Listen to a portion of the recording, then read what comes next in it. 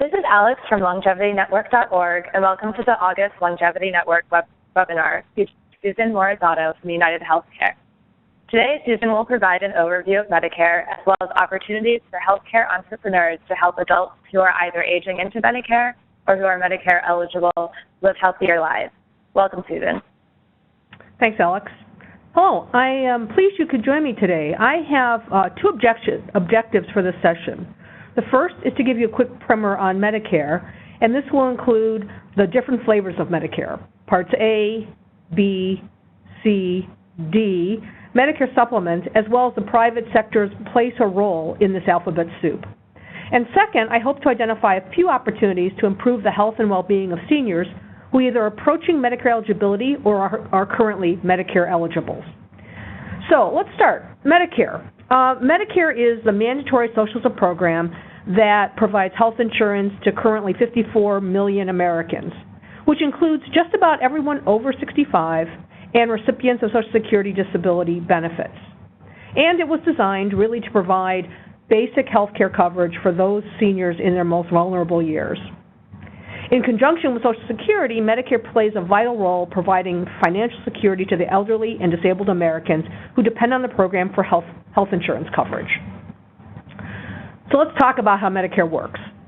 First, there's original Medicare. Medicare is Part A and Part B. Part A is generally known as the hospital benefit, so it provides coverage for all in-hospital care services. It's generally provided without any additional cost if you've worked at least 40 quarters prior to Medicare eligibility. Part B is providing physician services and outpatient care, so really all of those health insurance expenses not billed in a hospital. Part B, however, requires beneficiaries to pay a monthly premium, currently at $105 a month, but that cost actually increases for individuals with very high income. That's the basic structure of traditional Medicare, but it doesn't provide coverage for all the expenses.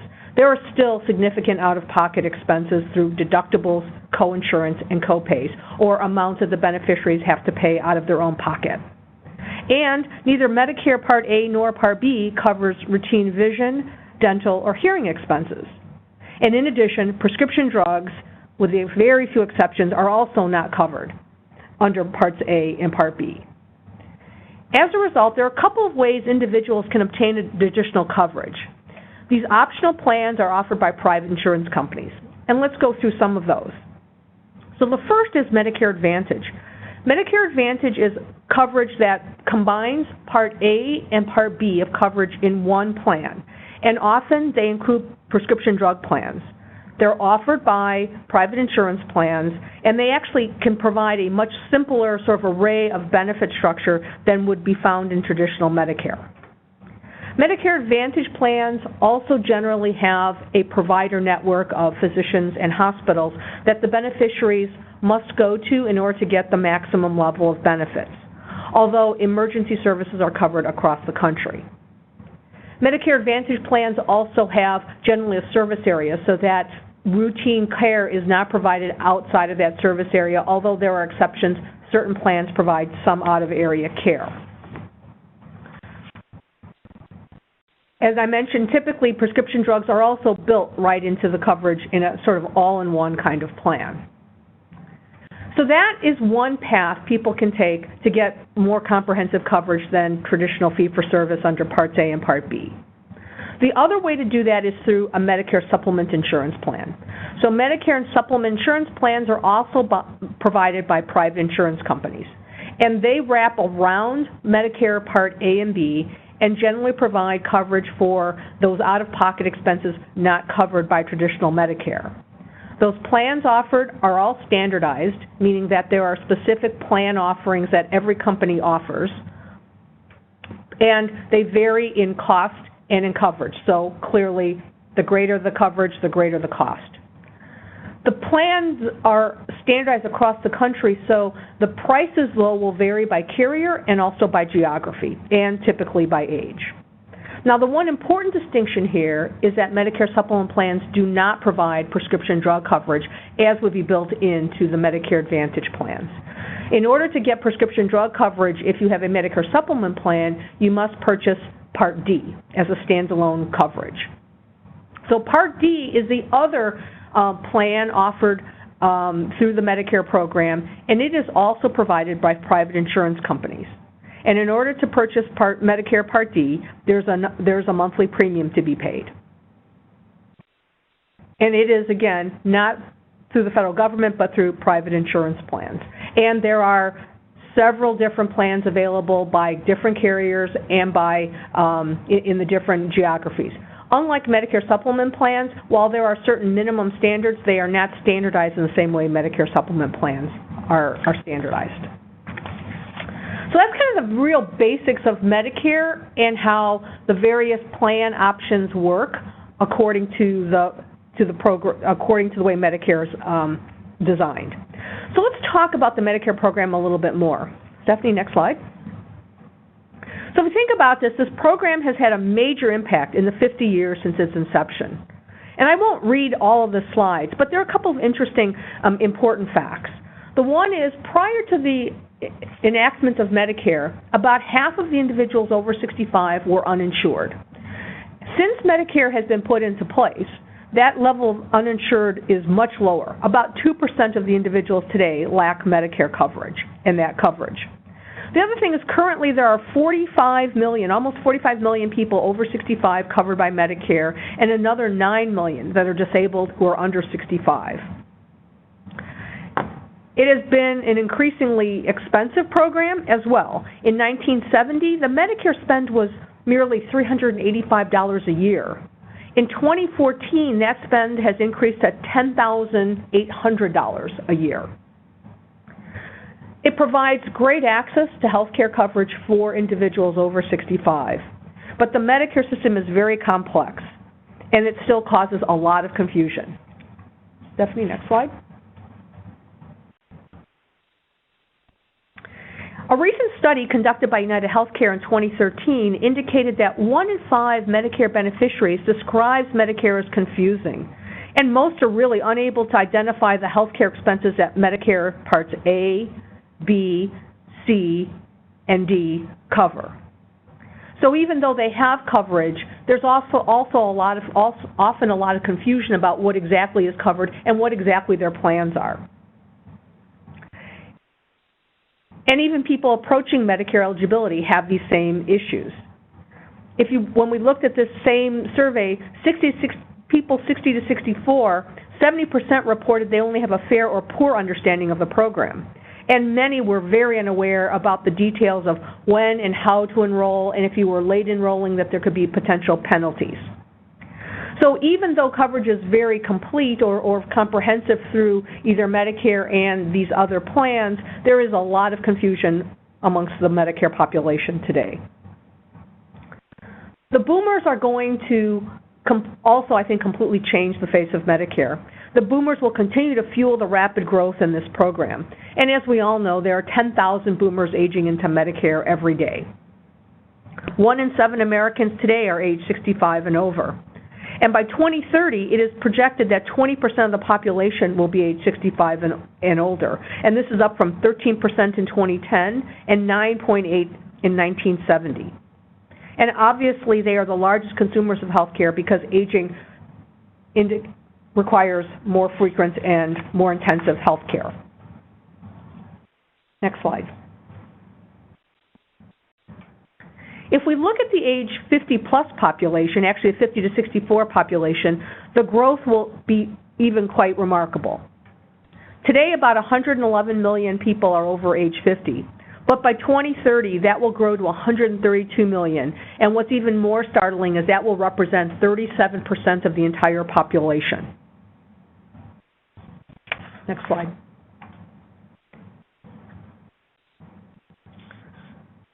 So if we look at the future consumer landscape for individuals over age 50, there are 4 kind of general trends. One is that the notion of aging will be redefined because people are living longer, and their view of what old is also changing. And boomers perhaps have not saved enough, especially when you consider the increasing longevity. Something like it is about 25% of the people who are currently age 65 will live to age 90. So likely this will mean that they haven't saved enough, they're likely to work longer, and that notion of retiring is going to change. Many will continue to work in some capacity, perhaps not in a corporate job, as they continue to age. And there will be increasing consumption of health care, and many of whom with chronic conditions. And lastly, there will be an increasing desire for individuals to age in place, meaning that they want to be in their home independent as long as possible. So I really want to spend some significant more time on these last two trends. Next slide. Boomers have historically significantly changed every life stage they've moved through, that from childhood through childbearing years and now through aging elders. We believe what they desire, how they want to communicate, and how they shop will present a unique opportunity for innovation to capture the heart and minds of these individuals. And in particular, we'll spend a little bit of time, as I mentioned, on these two trends. One, the emerging health needs, and two, this rising of aging in place. Next slide. And the next slide. So let's go into a little bit more detail. What does this population of people 50 to 64 look like? Well, they have a myriad of issues, and in many respects to their lifestyle choices. For example, 25% report that they are very sedentary and have had virtually no significant physical activity in the last month. A third of them are obese. 44% of them have high blood pressure, and almost half take between 1 and 3 prescription drugs a week. 70% have at least one chronic health condition. So what does that mean? What are the implications of that profile? Next slide. Not surprisingly, the percentage of those with chronic conditions increase with age. So let's look at the impact of that. If you look at the population 18 to 44, only 27% report having a chronic condition. But by the time you reach age 65, 86% have at least one chronic condition, and 43% have 2 or more chronic conditions. And most typically, the chronic conditions are high blood pressure, high cholesterol, arthritis, allergies, and now increasingly type 2, particularly type 2 diabetes. Some of these can be affected by healthier lifestyles, meaning proper diet, increase in exercise, smoking, and all of these can have a positive impact of health status. The reality, though, is that as a population, these folks are going to live longer and sicker. So let's see what impact that has on the overall healthcare cost system. And here the data is even more startling. So if you take a look at this, right now in 2010, of this population, 32% reported having no or only one chronic condition. And that third of the population represented about 7% of the healthcare expenditures. But if you look down at the bottom of the left-hand side of the page, only 14% of the people have 6 or more chronic conditions. So these folks have a myriad of health issues going on. But that 14% represent almost half of the total healthcare expenditures. So obviously a very disproportionate percentage of the healthcare spend go to the sickest folks. Now, what we know is that there are folks 55 to 64 and seniors who are actively engaged in preventive healthcare activities. 38% are managing their way through dieting. 36% manage their way through exercising. 12% of the population have quit smoking, and 15% engaging in stress reduction. But I would say much more can be done. And though the Medicare program is financed and managed by the government, and Medicare Advantage plans are administered by private health insurance companies, we mustn't lose sight of the fact that health care is delivered by individual physicians. So I think this actually identifies a couple of different opportunities. One, we have an opportunity for providers to have a better understanding of that care continuum of seniors and to help these adults become stewards of their own health and well-being. Medicare Advantage beneficiaries often have the benefit of a primary care physician that can help them coordinate their overall care and across the entire healthcare continuum. But the rest of the entire fee-for-service traditional Medicare system, there is likely no clear, coordinated view of that health care being provided. But there are changes in the wind. Between now and 2018 to 2020, Medicare has gone on record as saying that they actually want to try to start paying physicians and providers on a more value-based system, so providing a greater sense of incentives and rewards and reimbursing for quality of care, driving towards more preventive care and lifestyle management. So you have sort of two sort of similar and not competing but potentially aligned transitions going on. One, you've got providers who today perhaps don't have the data and the ability to manage that coordinated care with their members and their patients, but recognizing that over the next 3 to 5 years, their reimbursements from the federal government are likely going to be affected by value-based activities. So are they rewarding for the right kinds of behaviors, for preventative services, preventative care, and are they encouraging their members to be more proactive in their own care? And then, again, from a consumer perspective, we have individuals who are living longer, and while there is some movement for some of those folks to want to be more proactive in their health, is that enough? Are we doing enough? And are there ways we can actually encourage these beneficiaries to take more proactive control over their own health and well-being? So I think we have two places where right now those connections aren't occurring, but opportunities where we could actually align perhaps those two motivations in a more direct way. Next slide. And so let's talk about this aging in place. So it's interesting. As people say, as age, they are increasingly looking for strategies to retain independence for as long as possible. There's a growing desire to remain independent, both physically and financially, and to remain in their home, whether they're 50 or 80 or 95. And with the mobile society we are, often the family unit is no longer in the same geography or even in that home to be able to support and help those aging parents.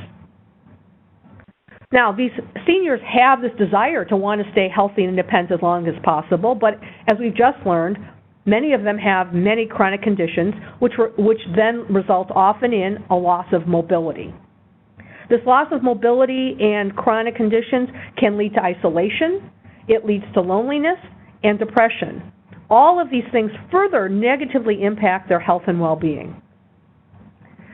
There's a chance to help seniors function at a higher level, often with disabilities, because they will live longer with these chronic conditions, potentially through technology. So growing numbers of seniors will engage in this newest technology to track and manage their health. So as we think about this, I think this is also another opportunity for technology and innovation to play a strong part in meeting these seniors' desires to stay in their own home. There are already technologies that have been developed over the last handful of years, and to provide maybe priming the pump and providing some examples. Right now, it is not that uncommon for individuals with heart failure, so individuals whose hearts don't pump very efficiently. One of the manifestations of that is that they have fluid built up in their lungs. And when they have fluid built up in their lungs, what ends up happening is that they retain water. And when they retain water, they tend to gain weight in a fairly rapid way. So if you had a senior who was starting to struggle and having sort of a manifestation of this fluid buildup and perhaps wouldn't have a doctor's appointment for the next week or the next month or 2 months, that could go undetected, particularly if they live alone. So there are technologies in place today where you can have scales right in the home that when a senior would stand on it every day, that weight can be taken, it could be uploaded into a database, and an alert can be made if there was significant weight gain over a short period of time. So it's a way that you can check in on this senior without having that senior to travel to a doctor or without knowing what was reported out. Similarly, as we mentioned, diabetes is also kind of the second epidemic related to obesity that is really occurring in this population. And right now, the percentage of individuals who are diabetic, type 2 diabetics, who have their disease under control is not as good as it could be. And part of that may be various barriers, and so there are technologies being developed to monitor blood sugar in a less obtrusive way than sticking your finger, and so this may provide perhaps a little bit more motivation for people to monitor their blood sugar and to stay on track. So these are different ways that if we think about technology and we think about people being able to live in their homes, are there ways we can detect individuals who are in trouble in various ways or other. So I think that this is one area of opportunity where we can really think about what we can do to help individuals live independently and potentially by themselves. And as I mentioned, we know that chronic illness, which can lead to this loss of mobility, can lead to a sense of isolation.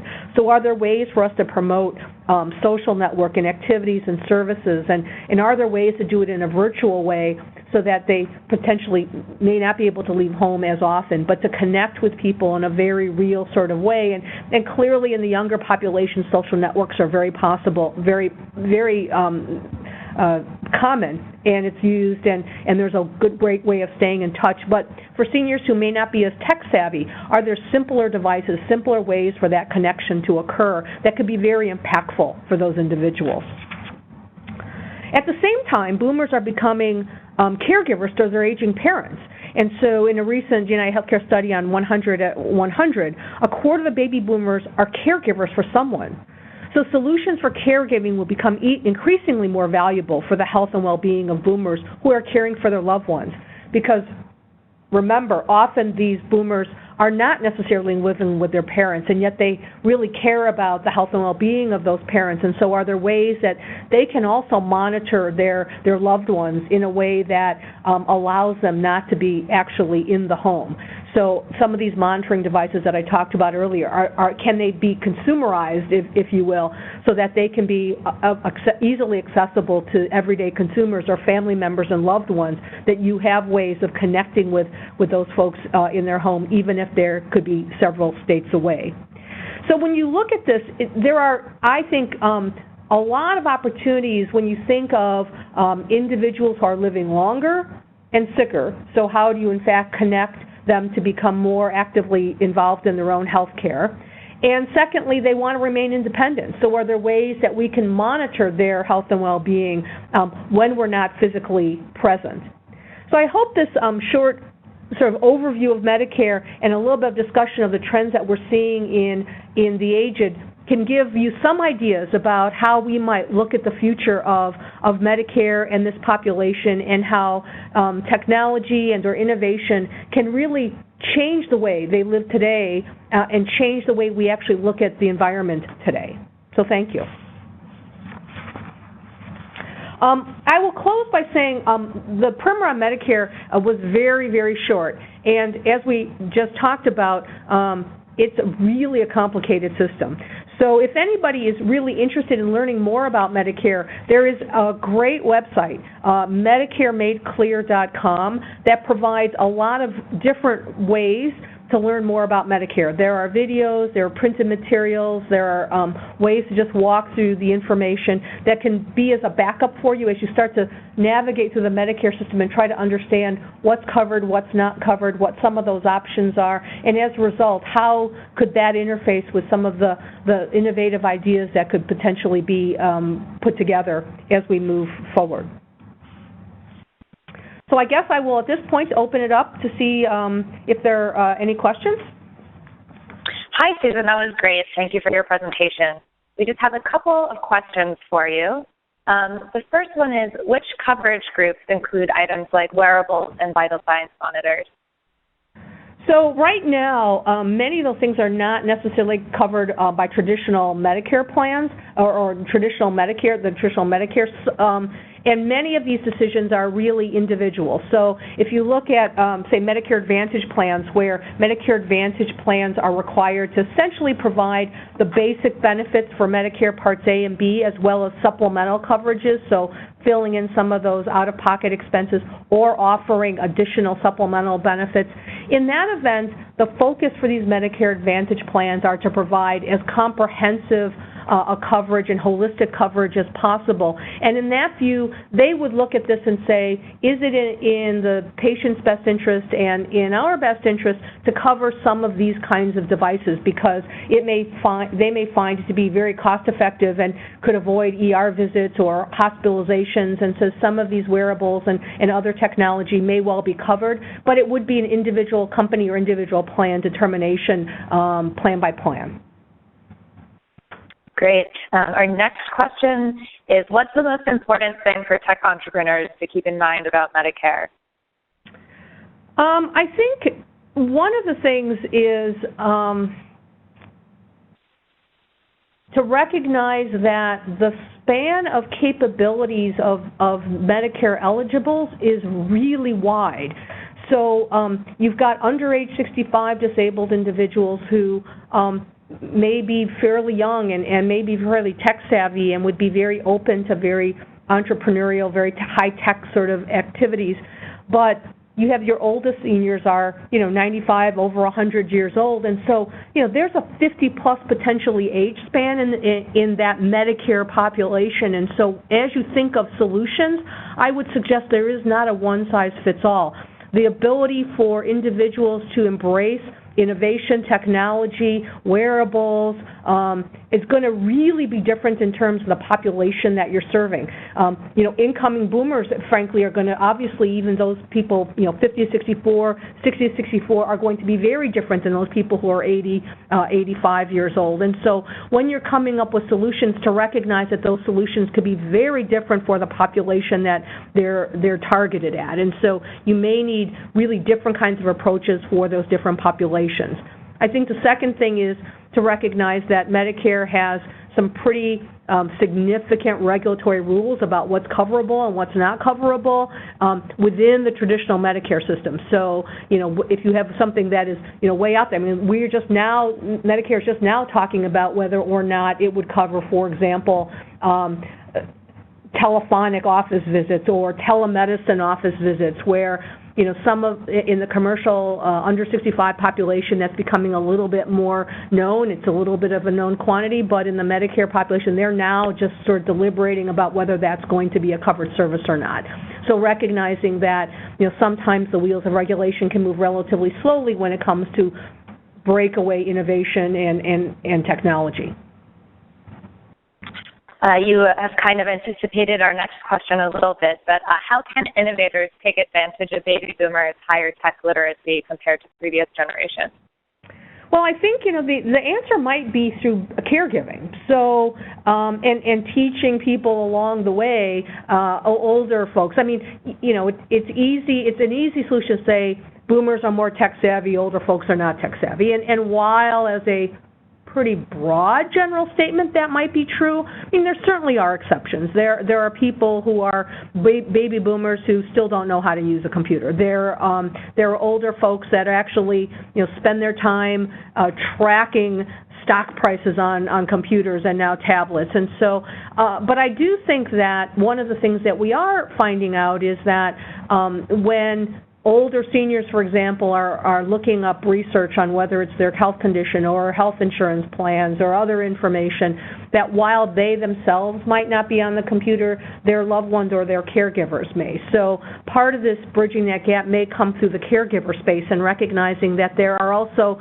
caregivers and influencers. So there may be people in the community, in churches or in provider offices or hospitals where that technology could be very important. And maybe it's very high-tech, but the actual user experience is not high-tech. So, for example, the scale I used earlier. There's a fair amount of technology to have the scale be wired to be Bluetoothed or wireless into a database that gets uploaded to a physician or a loved one, but the user only needs to stand on the scale every day and push a button. So, part of that is acknowledging the capabilities of that end user and all the stuff that may be going on behind the scenes, and also recognizing that conversely, caregivers or family members or other influencers or close loved ones can also assist in the use of that technology until it becomes greater adoption. Great, and we have just one final question for you. What do you see as the most promising areas for health tech innovation? For health, I'm sorry, what was it, health? Health tech innovation. Health tech innovation, yeah. So I think that I am intrigued by a couple things. So a few different areas. So one is how do you get individuals more engaged in their own health and well-being? So, clearly wearables is sort of the new hot thing amongst some of younger folks in terms of tracking their own activity levels, et cetera. And potentially as that gets more sophisticated, having perhaps even more information automatically transmitted, if you will, to providers to create, again, that connection between what consumers are actually, or patients are actually doing, and what the provider actually has line of sight is actually happening, and how is that affecting that patient's actual health and well-being. So I see that as being potentially a way to connect, because one of the things that I think is an important connection here is one, consumers becoming more engaged in their health care, and then two, physicians connecting that and encouraging that activity, and also tracking that activity in a more real-time basis than they probably do today because of some of the requirements that they're going to have from a reimbursement perspective down the line. So I see that as being potential, I think, area of real opportunity. And the other is really this notion of how do you keep people in their home safer and with tools and technology that allows them to stay at home in a safe way. I think that there are a lot of things that can happen in a home that could potentially assist that senior. So, the low-tech version of a senior has fallen and they can push a button. Well, what happens if that senior loses consciousness and can't push the button? Is there technology that can be put into place that can alert someone when that happens, particularly, again, if they're by themselves? So I think this notion of what can technology do to assist individuals who, can't communicate, protect in an efficient way, or you can monitor their activity in a way that can be uploaded or conveyed to different operations, providers or loved ones to monitor that safety in a remote or virtual way. I mean, I think that's another area, I think, of very fruitful activity potentially. And then, I think the other thing is generally how can you get seniors engaged in maintaining a social network, either virtually or physically, and how can technology help in that way in terms of getting them out a little bit more, and if they can't get out, how that can be done in a virtual way that would be very easy for that older senior to utilize. Great. Thank you so much for joining us today, Susan. I appreciate it. Thank you so much for having me. This concludes the Longevity Network's August webinar. You can find us on Facebook and on Twitter at the Longevity Net, and thank you for watching.